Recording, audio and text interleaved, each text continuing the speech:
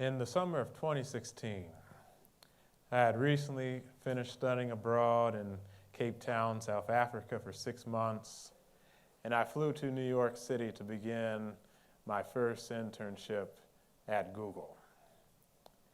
I was 20, nervous and shy, and upon entering into orientation, I remember looking for one of my Morehouse brothers.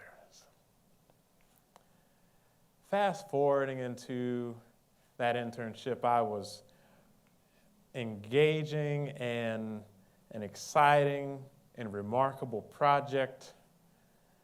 I had the opportunity to explore the perks and the amenities of being a Google employee. However, the most memorable opportunity I had was bringing friends and family into the office. And the first question I would ask them is, what are you in the taste for?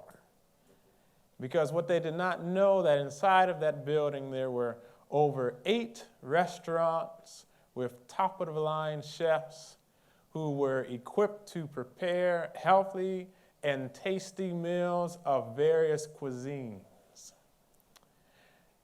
And that same summer, my cousin, Mackenzie Ridley, had just turned 13. And she came to New York City to visit. And so we went to Google after dark. We sat on one of the balconies that overlooked the New York City skyline. We rode around the hallways on scooters. We even had a Nerf gun fight. And we stopped to recharge at many of the micro kitchens. We even had church, where she hopped on that drum set, and I grabbed that microphone and I sung a common praise and worship song that is sung in the black church. But I'll spare my vocal cords for the time being. However, later in life, I began to wonder if Mackenzie realized that she was completely surrounded by STEM. The chemistry that went into the food that she ate, the mechanics of the scooter she rode on, the anatomy of dodging those Nerf gun pellets, and even the acoustics of playing that drum. And so that led me to the research in which I'm pursuing today is how is it that we can expose children to STEM that is rooted in their culture and is fun. But more importantly, how is it that we can excite and invite black parents and children to want to do STEM in their own lives? And so when I was at Google, I was studying computer science at Morehouse College. I was a Gates Millennium Scholar. Yet, in that space, I questioned my credibility and belonging. And that's a serious problem. Imposter syndrome and belonging.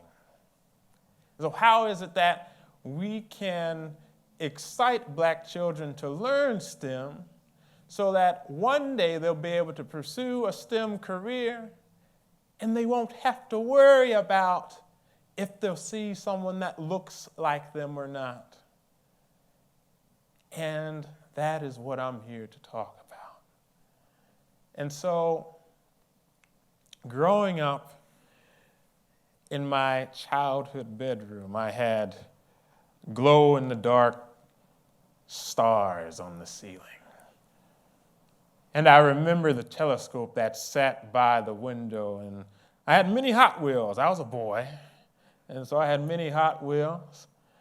And I remember when I lost a tooth. The tooth fairy left a kite under my pillow, where my mom and I went to the park and we flew that kite up against the wind. And we would go to driving park with my great-grandfather, and we would count the cargo that is being pulled by the steam engine. And so subliminally, I was surrounded by STEM, but today I'm seeing its intentionality. And so, how is it that we can get more black children who grew up just around the corner from here to be excited about learning STEM? And how is it that we can expose and excite these black children to learn STEM when it's rooted in their culture and it's driven by their curiosity? Because what is STEM? It's science, technology, engineering, and math. But in short, curiosity is simply, what is it that your child sees? What is it that they're thinking about? What is it that they're wondering about? And what is it that they'll know? And so, when we allow children to be curious, because we know that many children are curious, they'll go around the house, they might take apart the vacuum cleaner. They might go around pushing different buttons around the house. And they might be like me and they might touch the stove. But when we invite and we expose children to do activities alongside of us and we talk to them about it and we ask them questions, it opens the door that welcomes and validates their curiosity. So, did you know that we are suffering from a lack of infrastructure that supports our children's curiosity? And just in 2011, there were only 29 black students that took the Advanced Placement Computer Science course out of 3,000 students nationwide. We can't even compute the data to see if black children are capable of taking and studying computer science because of the lack of infrastructure that won't provide them the opportunity to take it. And did you know, in Columbus City schools, there are 0 offerings of AP computer science?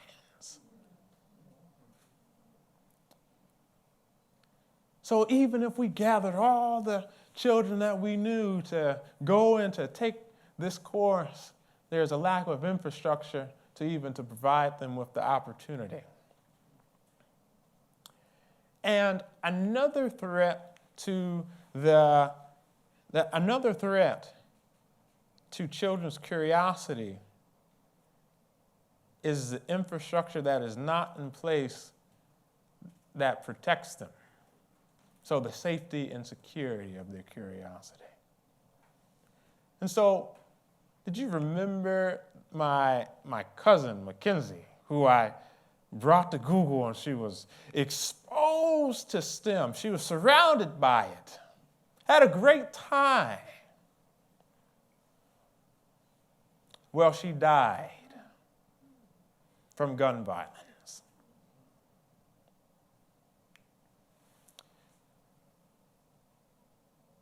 So,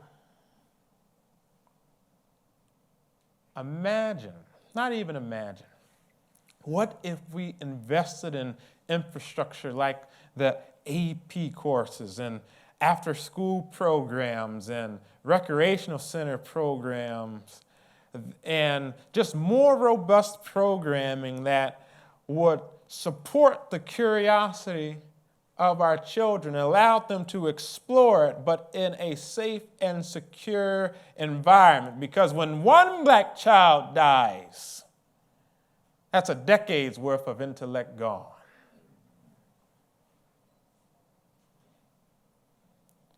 And so together, we must invest in this infrastructure that protects children's curiosity, their dreams, and even their own lives. So what is it that I want you all to do today?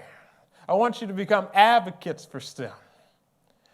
And I'm here to dispel the notion that you have to have a college degree in STEM in order to talk about it.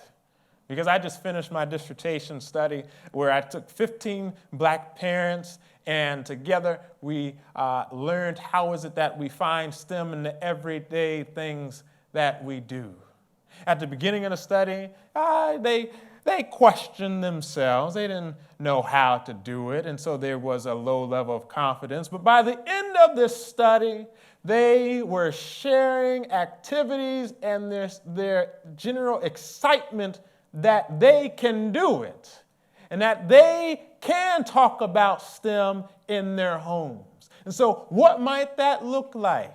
Well, Thanksgiving and the holidays are coming up, and so how about when you're getting ready to pull out your grandma's pound cake recipe, ask your child, why is it that we put only a teaspoon of baking soda and not a cup's worth?